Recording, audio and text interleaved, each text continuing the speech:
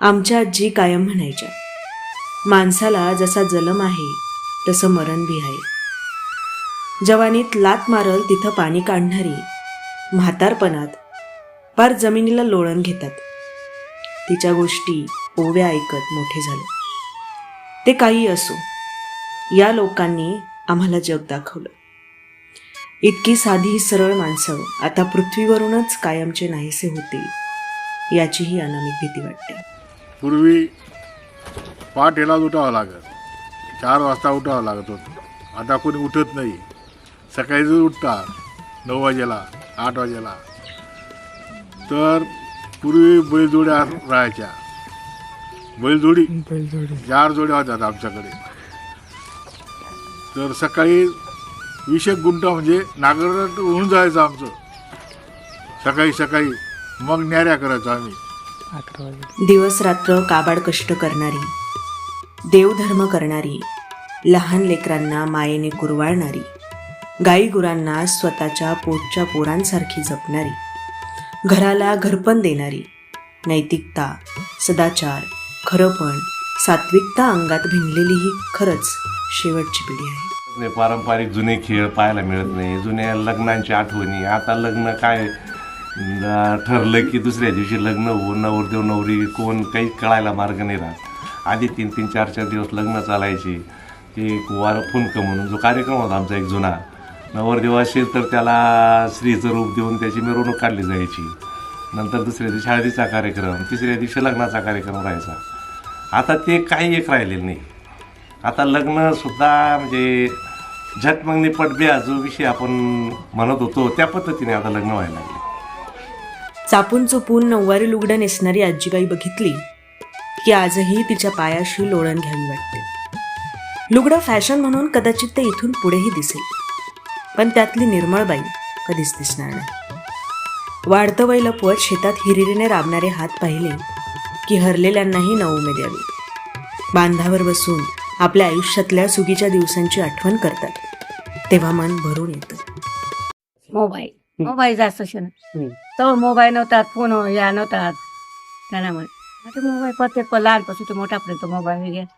बाईस मोबाईल, माणसं मोबाईल, व्हॉट्सअप्पा अमकपा तमकपा. आमना काळात काही नव्हतं.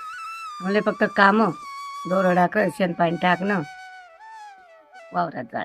अजिबात माणुसकी नाही. माणुसकी होती. आता नाही माणूस. आता कोणीच ओळख नाही. असंच हातनं पोटनं पोरायला ओळख नाही राहिली तो पदार्थ काय ओळख नाही. जात्यावर गाणं गाऊन उगवणाऱ्या दिवसाला साद घालणारी लोक आता दिसतच नाही. सामाजिक विषमता त्या जात्यात भरडणाऱ्या आज्या नामशेष झाल्यात. पारावर बसून बदलणाऱ्या काळाचा चेहरा बघणारी ही पिढी आता दिसणार नाही याचंही शल्य आहे. जगमगाट करणाऱ्या या शायनिंगच्या जगात ही प्रेमळ माणसे कुठे शोधू आता? दसरा पासून दिवाळीची नाट, दसरा पासून दिवाळीची नाट, दसरा पासून दिवाळीची नाट.